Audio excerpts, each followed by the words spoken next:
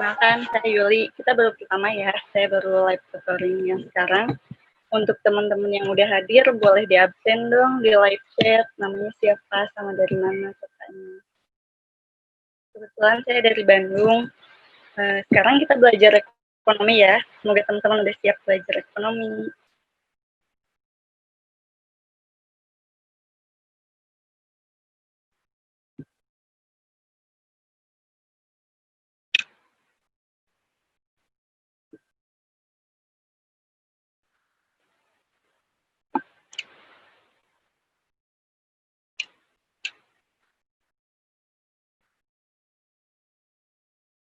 Nah, kita bakal ngebahas tentang akuntansi perusahaan jasa. Nah, di sini bakal ada perbedaan sih. Bakal ada perbedaan sama silabus yang teman-teman pelajari. Kalau kebetulan teman-teman belajar di sekolahnya itu kurikulum 2013, ini bakal ada di bab 3. Tapi di bab 3 ini teman-temannya bakal belajar tentang siklus akuntansi perusahaan jasa yang terdiri dari 3 prosedur. Yang pertama ada pencatatan, yang kedua ada pengikhtiaran, dan yang ketiga ada pembuatan laporan keuangan. Tapi untuk live yang sekarang kita hanya akan membahas tentang pencatatan akuntansi perusahaan jasa. Oh iya, sebelumnya bisa nggak sih kalau debit sama kredit itu nggak seimbang? Ayo, siapa yang pernah nulis debit sama kredit itu nggak seimbang?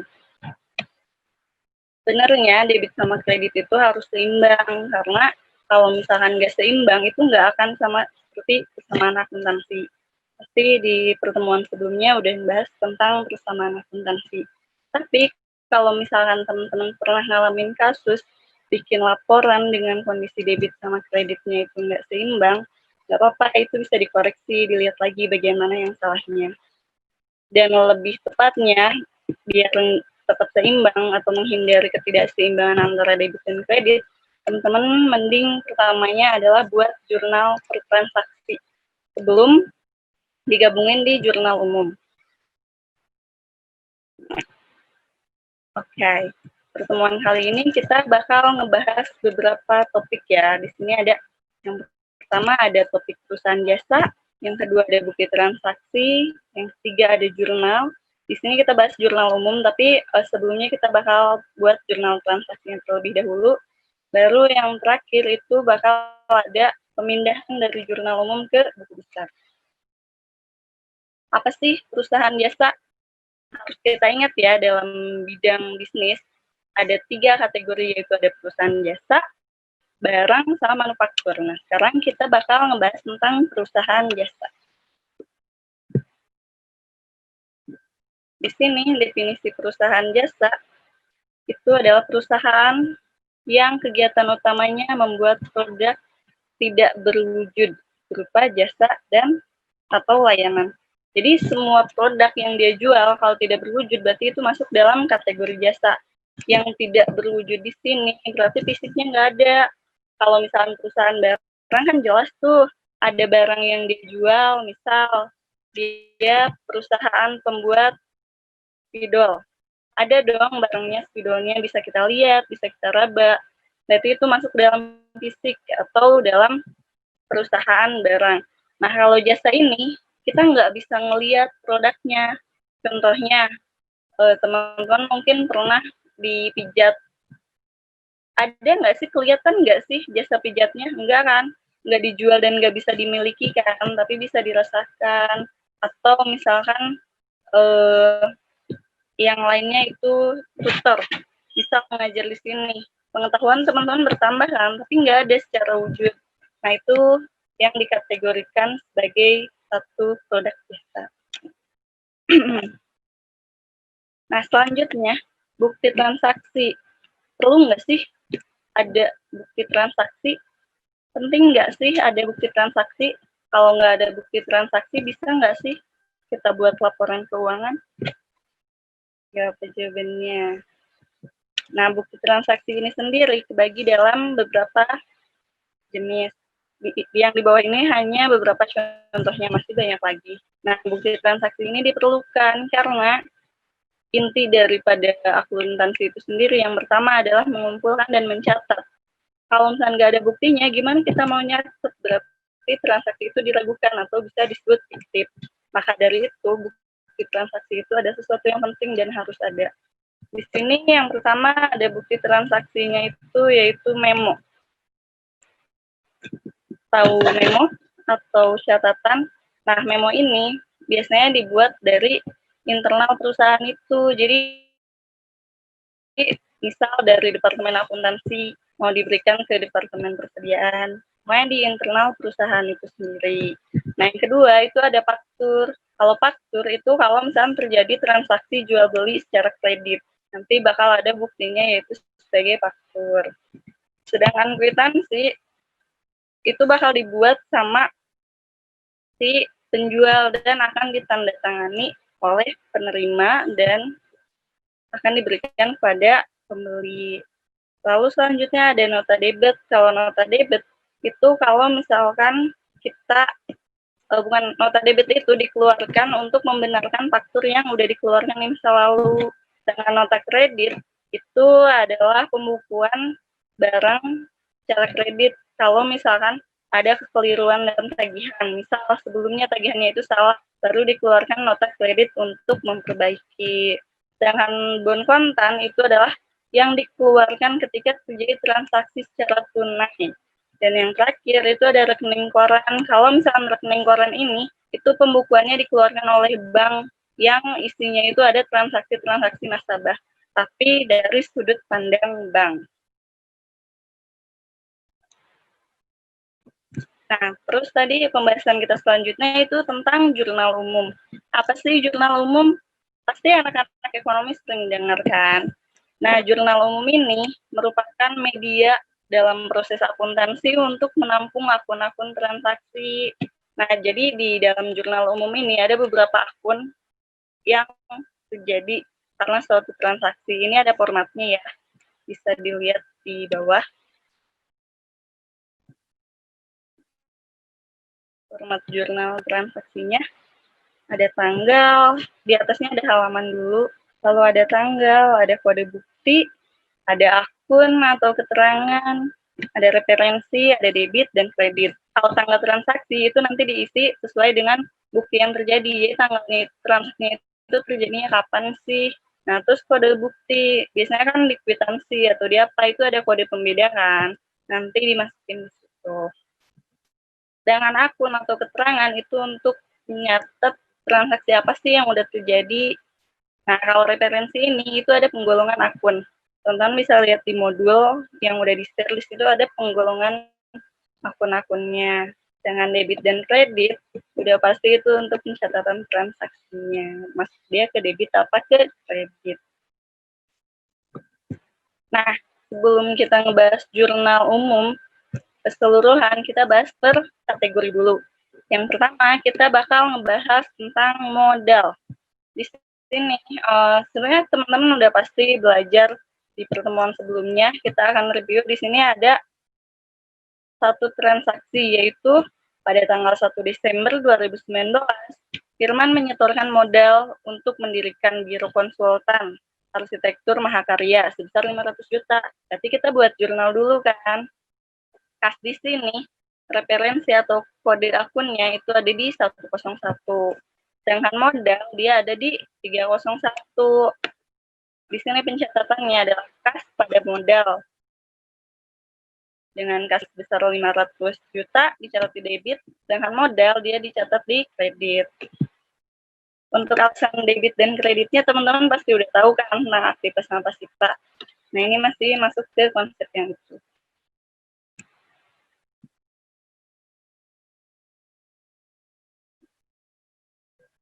Untuk selanjutnya itu ada tentang transaksi tentang perlengkapan. Di sini kita buat contohnya ya. Di tanggal 2 Desember itu terjadi pembelian perlengkapan secara tunai. Ingat, transaksi itu ada dua. Yang pertama secara tunai, yang kedua secara kredit. Kalau tunai berarti dia langsung dibayar hari itu juga. Kalau kredit berarti dibayarnya suatu hari nanti. Nah, di sini kebetulan ada dua transaksi. Yang pertama secara tunai, yang kedua secara kredit. Kalau misalkan tunai karena dia dibayar langsung, berarti dia bakal mengurangi kas. Maka kasnya dicatat berkurang senilai 20 juta di kredit. Dengan perlengkapannya di debit karena dia bertambah.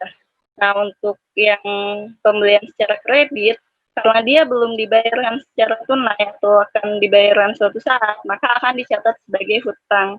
Jadi hutang perusahaannya nambah 12 juta. Selanjutnya itu ada di peralatan. Di tanggal 5 Desember dibeli peralatan kantor secara tunai, yaitu senilai 15 juta. Di sini juga peralatan itu ada secara tunai dan kredit. Oh iya, teman-teman sebelumnya harus bisa ngebedain tentang bedanya peralatan, perlengkapan, sama persediaan. Karena biasanya di sana banyak yang keliru. Tapi aku yakin teman-teman udah pada bisa bedain. Nah, di sini kita ada di kasus pembelian peralatan secara tunai dan kredit. Pencatatannya sama kayak tadi, cuman di sini karena yang bertambah atau yang dibelinya peralatan, berarti jurnalnya peralatan pada kas dan peralatan pada utang, karena dia pembeliannya secara kredit. Lalu di sini ada pencatatan pendapatan.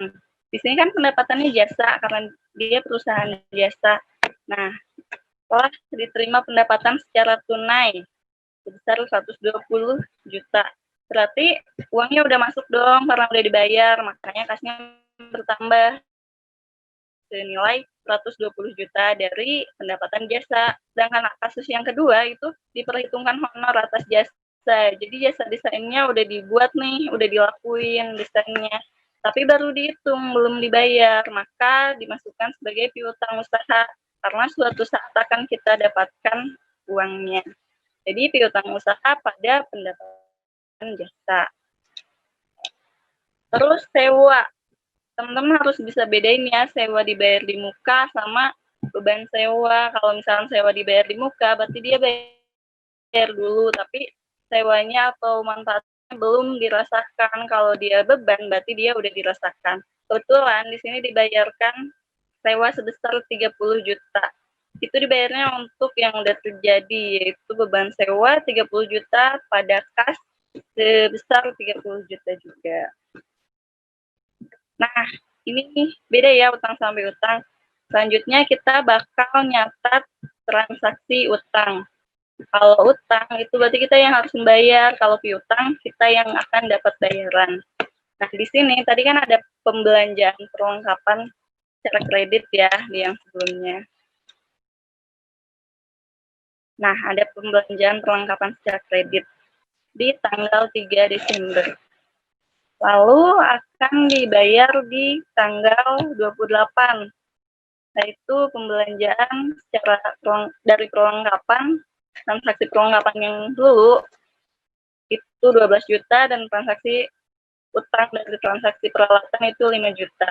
Jadi yang bayar dari total utangnya itu ada 17 juta dibayar secara tunai atau dilunasi. Nah, kalau ini beban gaji, pasti kalau perusahaan besar punya karyawan dong dan harus dibayarkan gajinya. Beban gaji, kenapa disebut beban? Karena kalau gaji itu karyawannya kerja dulu kan, setelah kerja baru dapat feedback atau gaji, makanya dia dicatat sebagai beban.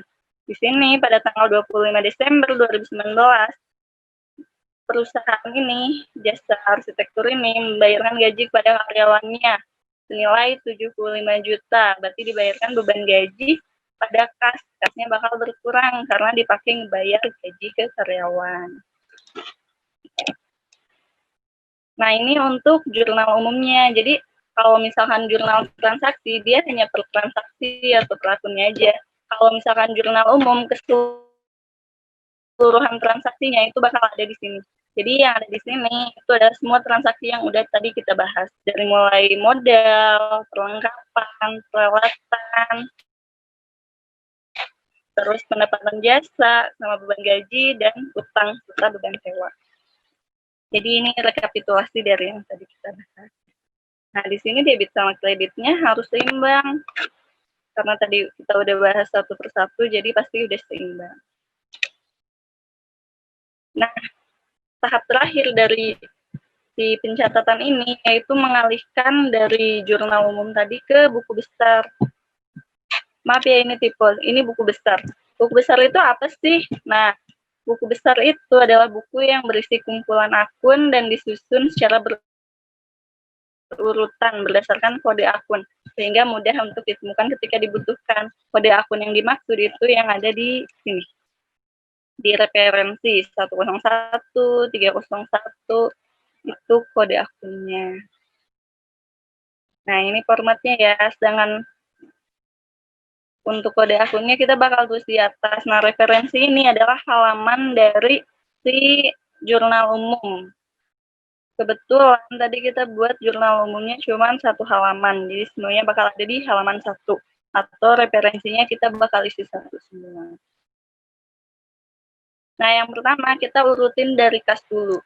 Kenapa harus dari kas dulu? Karena kas itu urutannya paling atas di kode akun, dia ada di 101.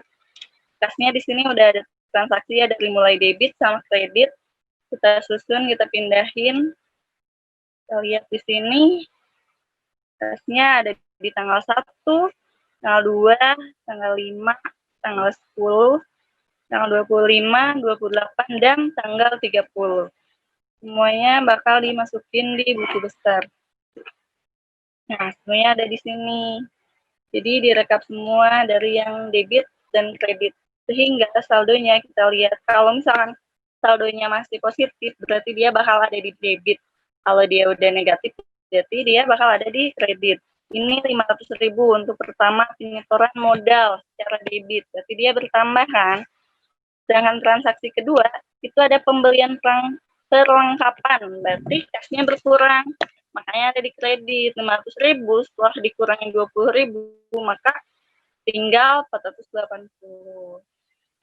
Oh iya, maaf, ini satuannya dalam ribu rupiah ya. Jadi di sini ada 500 juta. Itu untuk kas. Begitupun untuk piutang usaha. Piutang usaha juga sama. Dia ngerekap dari yang jurnal umum tadi, tapi piutang usaha di sini cuma 1 ya. Dia ada di tanggal 21, makanya di sini di buku besarnya cuma ada 1. Begitupun dengan semua akun-akun yang ada di jurnal umum. Jadi semua akun yang ada di jurnal umum, dia bakal dibuat di buku besar, yaitu seperti ini. Ada peralatan, kode akunnya ya, jangan lupa. Ada utang usaha, ada pendapatan jasa, ada beban gaji, beban sewa, dan udah selesai. Nah, jadi semua yang ada di jurnal umum tadi akan dipindahkan ke buku besar. Di buku besar itu pencatatannya itu per kode akun, nggak disatuin semua. Oke, teman-teman, itu yang kita bahas hari ini. Semoga cukup jelas. Untuk teman-teman yang kurang paham atau ingin bertanya, boleh langsung chat di live chat ya.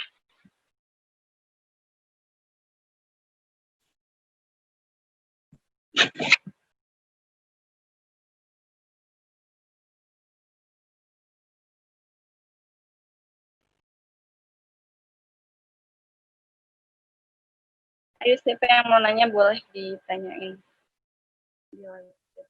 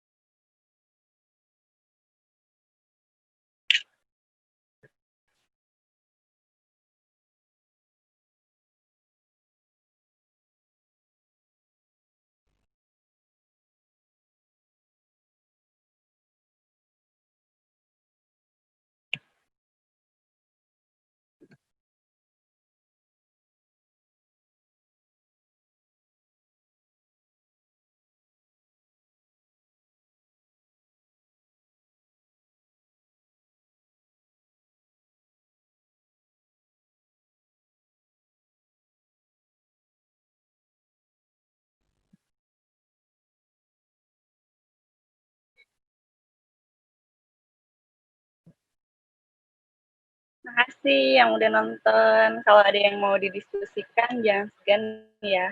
Langsung di chat aja di slide.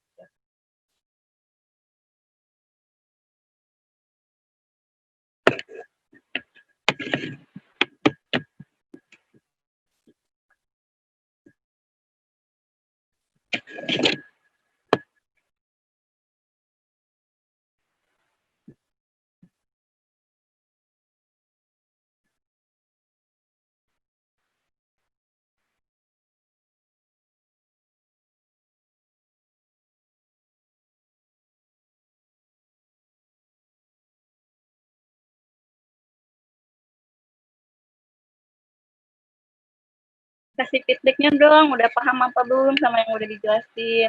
Kalau misalkan udah paham, boleh di chat udah paham Kak. Atau kalau yang belum paham, boleh di chat juga. Jadi biar kita diskusiin bagian mana kurang pahamnya. Biar teman-teman bisa semuanya paham.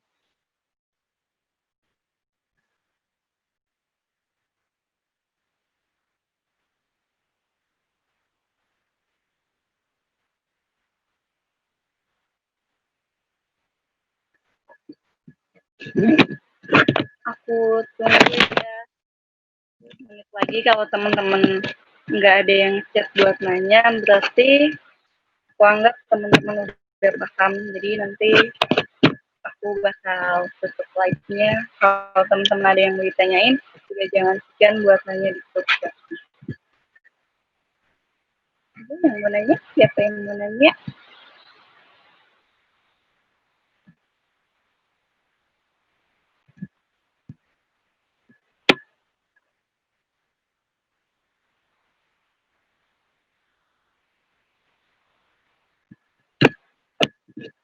Aku masih bingung buat ngitung perlengkapan sama peralatan. Bisa kasih tahu lebih lengkapnya, bingungnya di bagian mana? Bingung ngebedain perlengkapan sama peralatan atau bingung hitung apanya nih? Nyatetnya mungkin ya? Nyatet secara debit sama kredit. Kita lagi ya.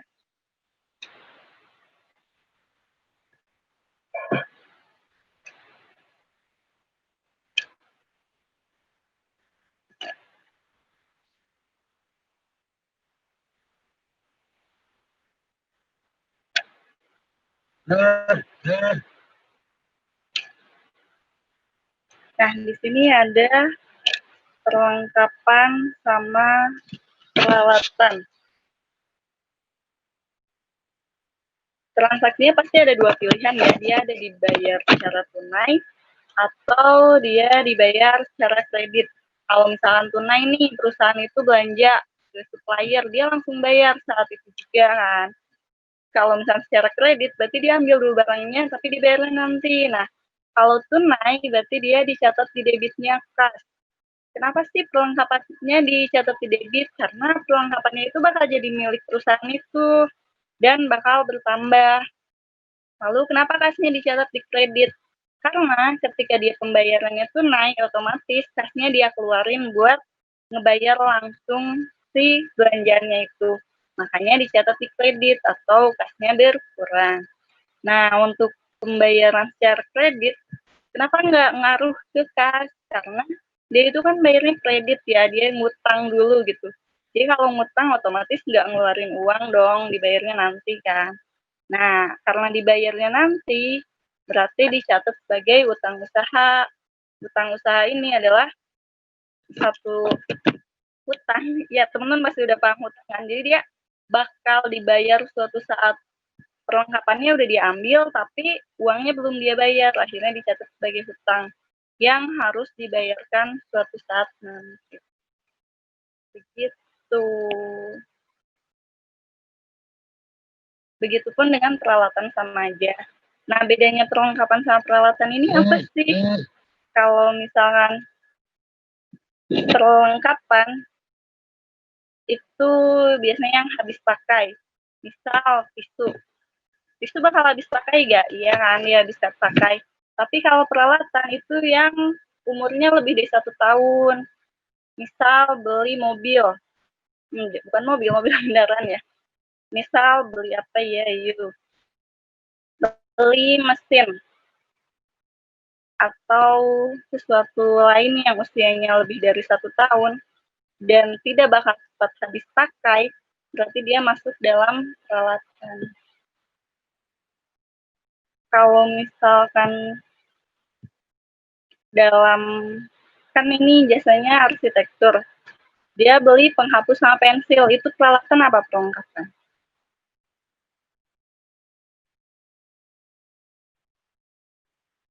Itu masuk dalam perlengkapan karena dia bakal habis. Kalau pensil, kalau dipakai terus akhirnya habis kan. Begitupun dengan penghapus. Beda halnya misal beli penggaris, tapi penggarisnya yang lebih eksklusif, misalkan sesuatu yang ukur dengan otomatis atau mungkin timbangan, itu bakal lama kan nggak habis pakai, makanya itu masuk dalam peralatan. Begitu, Dayin. Semoga jawabannya sesuai dengan yang ditanyakan.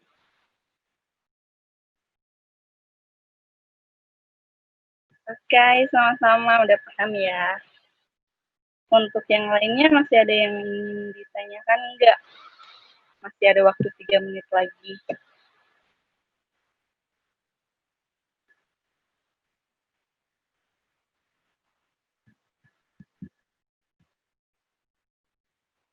Mudah kok ya, ekonomi itu tinggal nyatet-nyatet aja. Jadi dilihat aja transaksinya, dia transaksinya apa, lalu dimasukin ke jurnal kayak ini kan. Transaksinya membeli perlengkapan secara tunai. Maka yang dia dapatkan atau yang bertambah di asetnya itu adalah perlengkapan, di akun perlengkapan. Sedangkan pembeliannya karena secara tunai berarti ada yang berkurang di aset itu sendiri, yaitu akun kas. Tapi semua transaksi apapun harus ingat persamaan akuntansi yang di aset sama dengan liabilitas.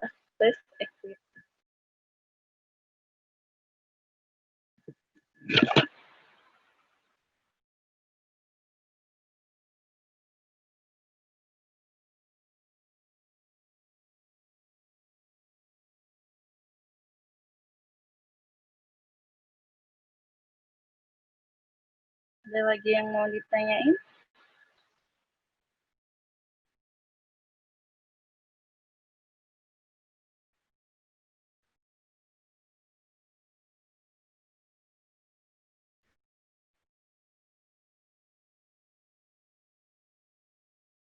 Kalau nggak ada yang mau ditanyain, kita cukupkan. Kalau misalkan nggak kejawab atau misalkan sekarang belum sempat nanya nanti nanya, kalian boleh nanya di grup kelas ya, di grup yang udah dibuatin. Itu dari sore sampai jam 9. Terima kasih yang udah join, yang udah nonton. Semoga paham ya. Selamat sore. Jangan pernah berhenti buat belajar. Jangan pernah ngerasa cukup untuk belajar. Assalamualaikum.